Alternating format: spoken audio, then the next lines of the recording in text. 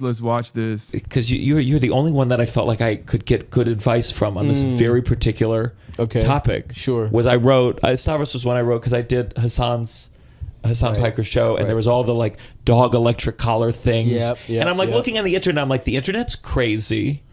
But is this a thing? Should I be worried? And I had you had to understand Twitch, you had to understand Hasan, you had to understand the internet, you had to understand comedy. Oh yeah. And I was like, there's so few people that I know. Yeah. And I just met Stavros 3 weeks ago, and it's like, well, here's it. But it was funny in that I'm taking in all these things from the internet. People saying Hasan Piker abuses his dog. Yeah. Well, and then the second I walked in there into his home, and like the dog comes up and runs to me, I'm like, this is crazy. No, there's no way. I mean, this is insane. You know, that's funny because I didn't even think about the context because of you not really knowing that world. But like, when in doubt, it's just guys mad at Hasan.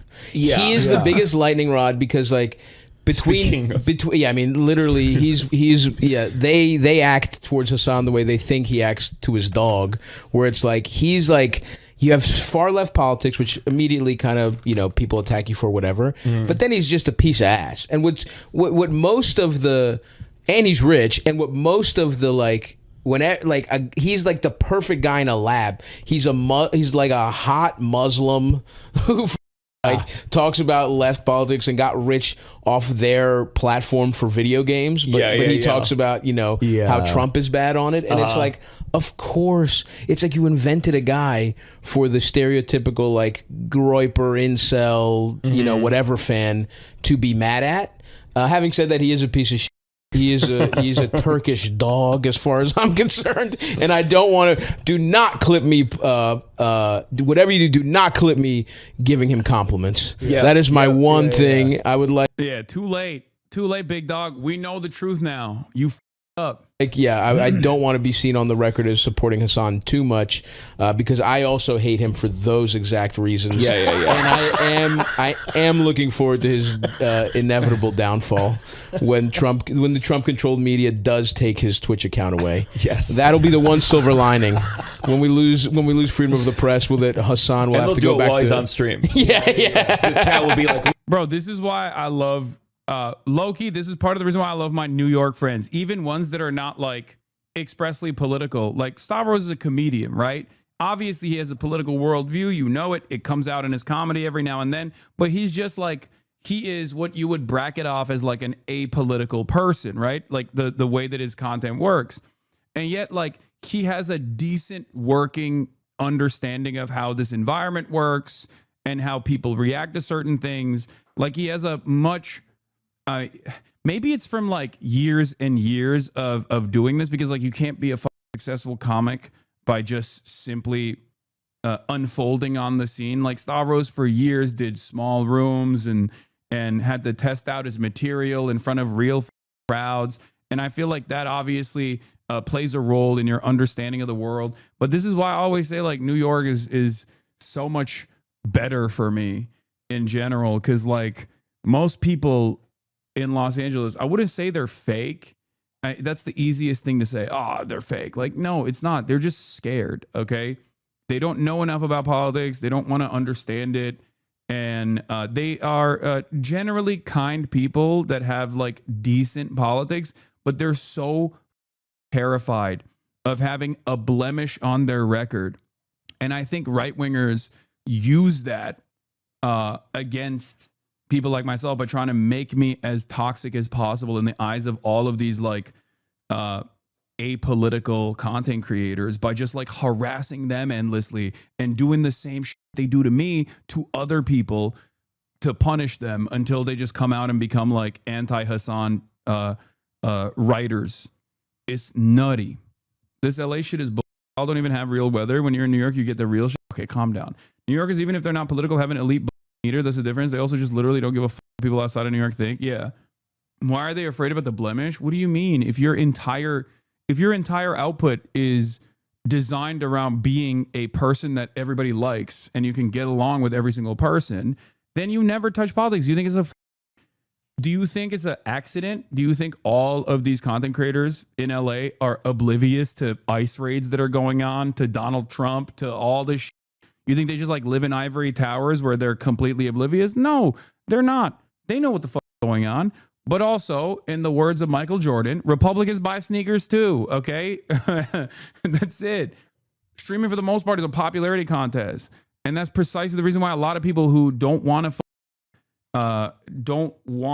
to come out and be seen as like offensive or be seen as like a nuisance will be extra careful. But that's low-key part of the reason why I do have some respect. Like I do hold a special place in my heart for the FaZe boys, partially because I'm a dude bro myself, as you guys know, and also because like they do this shit all the time. Look, if you're not standing with FaZe, nigga, because we deadass go out our way to do content. We do content with ourselves. We do content with. And it's also ironic because like FaZe, even in their worst moments, like even in the old FaZe, right, when people would say like, oh, they're misogynistic, they're terrible or whatever. FaZe has always been one of the most diverse orgs out there. Like, and I mean capital D diverse, like liberal Democratic Party style diverse. Okay. They always have been. One of the OGs of FaZe is FaZe Apex. He is straight up Palestinian. He was my connection to Norm Finkelstein. I've talked about this before. Okay. It's just, you have to remember, has there ever been a woman FaZe member? Oh God, don't even get me started. No, there is, so now you want to lean on Paul? No, I'm not. But the people that yell at them are unironically the ones that also are tuned into this shit. The thing is, most of them are straight. They're straight guys. Okay. That's it. But overall, they are, I would say a lot more open about like even saying adapt, not Apex. You think FaZe adapt is the reason why FaZe adapt is not Palestinian, brother. What are you talking about? He's white. He's white. He is fundraising for Gaza. FaZe Apex is Palestinian. Hasan is Iranian. Anyway, whatever.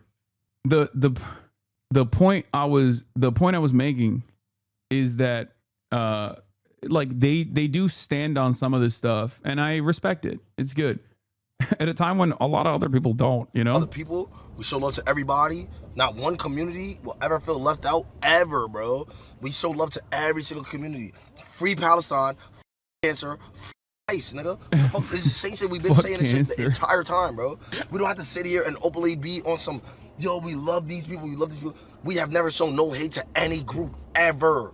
Ever. It's all love. So anybody coming out their mouth, nigga, go get your mans that city. So performative. Well, okay. Dude, listen. They're not, they don't have to do this at all. They don't have to say fuck ICE, free Palestine at all. They have been raising mad money for cancer and cancer charities, and Adept is obviously raising money for Gaza.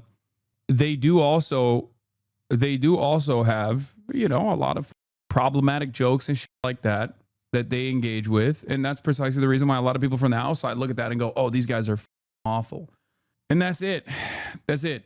But it's just, they say guys, but they voted for Trump. Wait, what? No, I don't think I don't know where you got that from. I think you're thinking of like possibly maybe Lacey, but they did not. I think most of them probably didn't vote. You're sexually assaulting people, nigga. Fuck you talking about, nigga? And talk about it, nigga. Fuck you talking about? Oh my God. If you're not, people always pearl clutch when they hear cuss words or they hear think these aren't good boys at all. No, it's not that. No, it's not that. Their audience is very young. Okay, their audience is very young. It's all like, I'm talking 12-year-old boys. Okay, I'd rather have the 12-year-old boys watch like these guys and Jason and all of them than watch Aiden Ross and Asmongold. Okay, if we're looking at it specifically from this like incredibly narrow male role model attitude, okay, they got like the 12 to 25-year-old audience locked down, and for that audience, like they are, first of all, they don't give a f-.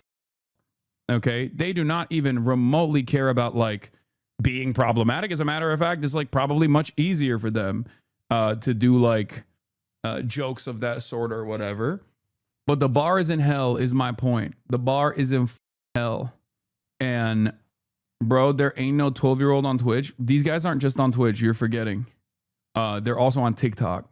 Hasan, I saw you at the rally. Was so nervous. Sorry for interrupting your food purchase and thanks for the merch compliment. But I watch you every day. It's much needed relief considering I work in New York real estate and I'm surrounded by all the grossest behavior you can imagine. You keep me positive, well informed, and feeling up for the fight every day. Thank you. You got it.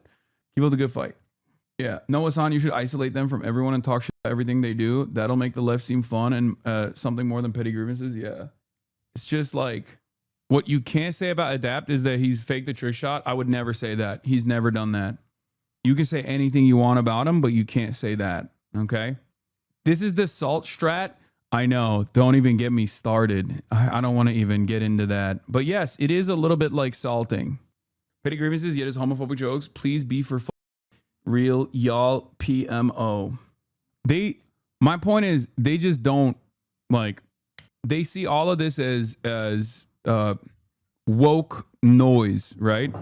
Even if the grievances are valid, you have to understand. The more we push people like this away, the more they're just going to find themselves. In the grand scheme of things, the more we push people like that away, the more they see this as like, oh, the liberals are so annoying, and you know, maybe we're right wing, and then 10 years down the line, we turn around and we go, what happened? Why is the internet so right wing? Like it's more than that, right? It's obviously structural hurdles. It's obviously reflective of the material conditions. It's obviously all of that stuff as well. Your defense of current phase just delegitimizes your work. No, because this is not a defensive phase. This is just me saying how we look, how me and my community and how the broader left looks to other people online. We look like we're constantly attacking everybody at a time when there is like much larger, much more consequential issues out there. SJW's politics online for the last 10 years. It's not just that. It's that this is something that I've talked about so much. Like, we look like all monitors. We look like HR people. Okay. That's it.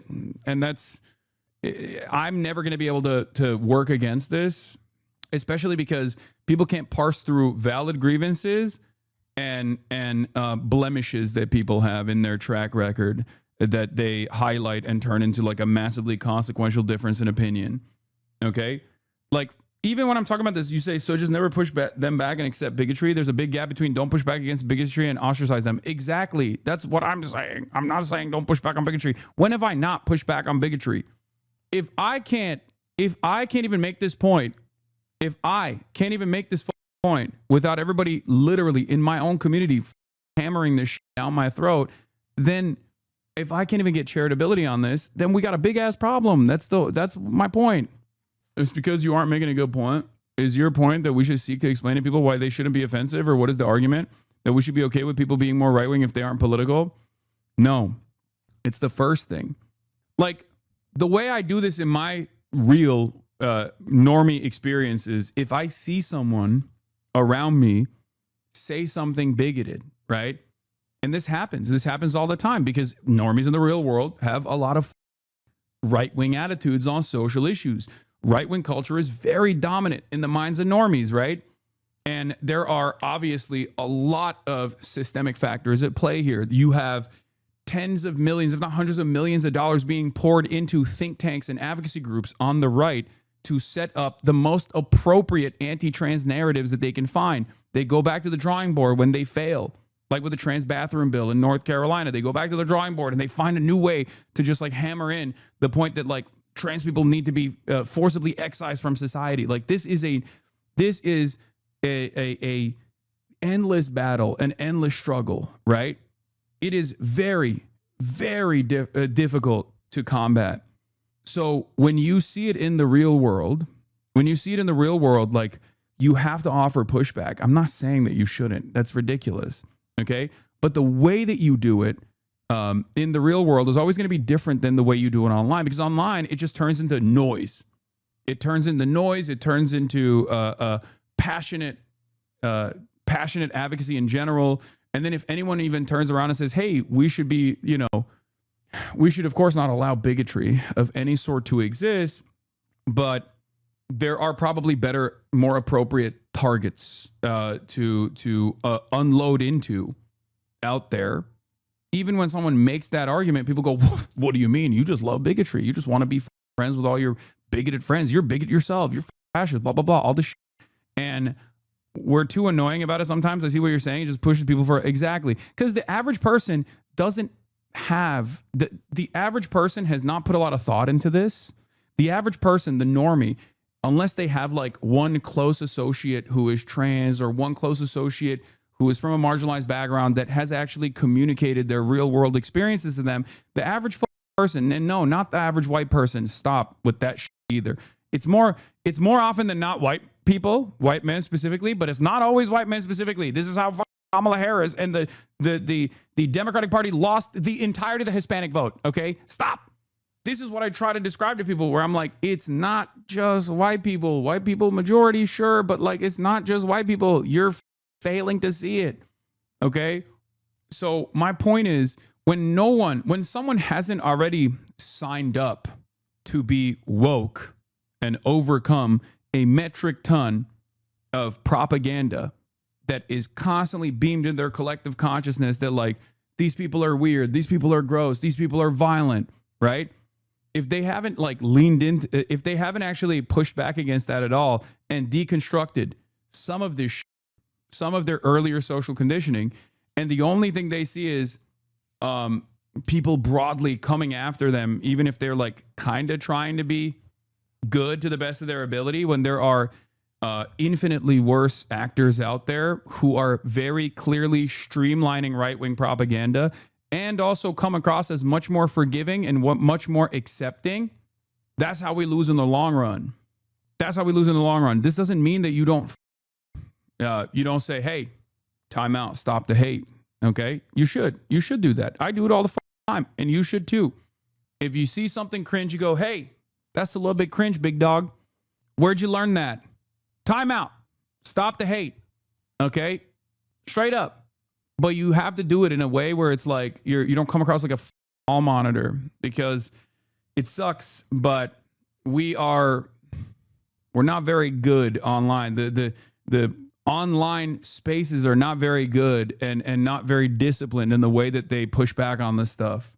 A lot of people don't know a big chunk of PR is kind of pro-Trump. There's a lot of self-hate. Hell, my great-grandma was like, dating white is correct and see whiteness as the best. It's not just white people. Yeah, there is that too. I mean, white supremacy is such an ever-present concept that, yes, it is baked into the collective consciousness of non-white people as well. The normal people's starting point is rooted in white supremacy and misogyny, and even making them aware of that is an extreme step that they more often than not take offense to. Yeah. Yeah. As a former normie, your strategy works. Yeah, I mean, clearly. I think one thing that a lot of people don't understand is that people on the left go, well, I'm morally righteous, so everyone should come on board without ever factoring in their social learning experiences and their own personal experiences in their own environment, and like the metric ton of propaganda that they don't even look at as propaganda but just take for granted. They don't realize that like a lot of people's starting position is incredibly reactionary, because we live in a reactionary culture. We live in a reactionary world. We live in a reactionary country, right? So you always have to factor that in when you are having conversations with people. You know, you trap more. What is the term? You trap more flies with honey than vinegar. You should study sociology. Brother, I come from a Marxist tradition. That is sociology. More like socialismology. You have to be a little bit compassionate, yeah, for sure. And I get how ridiculous that sounds. Brother, I get how ridiculous that sounds. All right? Because, you know, there's a point of marginalization that I have experienced at non-stop as well, right? I'm not going to get back into it. I'm not going to relitigate it because people get bored and people get annoyed with me when I talk about this. But yes, I understand how much of a hair trigger you develop over years and years of trying to constantly justify your existence. Bro, how do you come from a Marxist tradition and espouse this liberal, non-materialist ass take? Because first of all, this experience of marginalization on the basis of identity is still done as a vehicle to drive home divisiveness and destroy class consciousness. Okay, it is a weapon, and it's also a weapon that is wielded, one, to destroy class consciousness and foment class solidarity, and two, the non-material liberal ass take in this situation also causes you to forget that, like, while the segmenting of society can be done at the basis of identity, racialized segmenting of society, anti-blackness, for example, that in and of itself, the violence that black people receive is still the same type of violence of class. This is not like, I get called a class reductionist all the time, but I think I have a more unique take on this. And what I mean by that is like anti-blackness is still class violence. Okay? White supremacy is still class violence. It always is class violence. It's both class violence because it's divisive and it causes those in the working class to behave like lumpen proles. Okay? And also on top of that, the violence that black people receive from the superstructure, the violence that black people receive from systematic factors is still the very same, if not worsened, version of class violence. Like redlining. Redlining was directed at black people, but the outcome for black people was still being on the receiving end of class violence. It was racialized, but it was still class violence. This is ironic because a lot of people say, oh, the Marxist tradition is so white. And yet, all of the existing and all of the historic socialist developments have been far more woke than its capitalist counterparts at the time, whether it be fascism or whether it be liberalism. Okay? There is a reason for that. Because socialists, first and foremost, understand that your background, your skin color, your gender is utterly irrelevant. What matters is still your class position. What matters is that you are a worker, okay? And that's precisely why they have worked tirelessly to try and uplift all workers.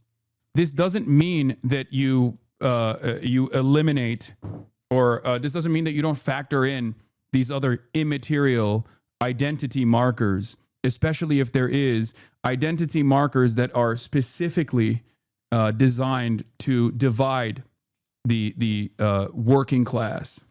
Anyway, yeah, literally 90% of the countries who try to apply socialism were non-white. Skin color isn't irrelevant in America. We have a racialized slave class to this day. Yes, also, no one said it's irrelevant. And I even said that the USSR didn't even consider it to be relevant. And the USSR is the whitest version of socialism that you can arrive at, right? As opposed to the numerous other successful or failed versions of socialist revolution. James Baldwin spoke and wrote about this very beautifully. You see this WPBM ignore steak Nigga logo? said HasanAbi her shit. Yo, y'all gotta dead ass relax. Hasan's my dog. I think y'all got all this shit twisted. Y'all weird as hell. I'm not throwing no shot collars or nothing. Chill out. Nigga said HasanAbi her shit.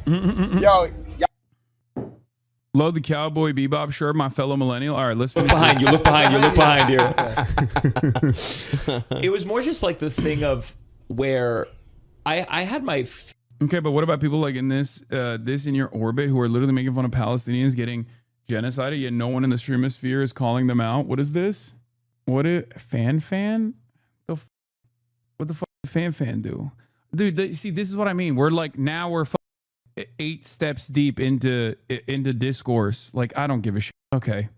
Yeah, I'm not surprised. Okay, can I just finish this clip? It's how video. I'm not getting involved in this beyond what I've talked about already. Okay, paints a narrative, and in my mind, I think the thing I was like, yeah, it isn't fair to make a dog stay in frame all the time. Like it's got to be. It like started to bleed in, hilarious. And then you're there, and you're like the dog's wandered around, and there's this gigantic dog is just lying down next to my leg, and you're like, yeah, dogs lie down. Yeah, but it didn't convince me, but it did get under my skin enough that I was like, am I making a bad decision right now? That's and hilarious. Then I walked in there, and I swear to God, the second I saw the dog, I was like, you idiot. Right. How powerful this. Yeah. That's crazy because so many clips and these Twitch streamers, they're on camera. Yeah. I think their whole time. I mean, whole time. Their whole life is on camera. There's 3 clips where Hasan moves his hand like this and the dog goes like this and you go, it's a shock. Yeah. And it's more just to really accept, oh yeah, I can be manipulated. Yeah, that's fascinating because I didn't even consider that as part of the advice because I guess I really try and not think of any of that as reality, even though it is, right? Like you can't help that like public opinion and the internet like just does affect your life. Yeah. But I try really hard. I feel like you've had to deal with it in a way that I'm maybe as every new notch is like new. Like I remember when the one mean comment would right. And then it's like, all right, this tweet. I don't watch any of these drama streamer people, but their drama is always covered on every lifter stream, so it's hard not to pay attention. I know. I don't give a shit. 68,000 people that says I suck. Right. Okay, that's a lot of people. Yeah. And that was one of my best tweets, by the way. That was some of my best engagement that month. Because you. Yeah. What is this? Sorry to interrupt, but Israel just started airstriking Gaza again. Every framework for the ceasefire is now gone. I know. I'm gonna get into that. Hold on. Take notes. You need to spend less time on stream, Unc. It's true. I do need to spend less time on stream. You're the drama in responding to your chat is the shit to wade through to get to the commentary. Sometimes the commentary or the talking to chat segments are still important, though. I try to make sure that it's instructive and it's not. You can't let drama consume the commentary. And I think a lot of people lean into that. I try to make a point and then move on and get to the news, you know?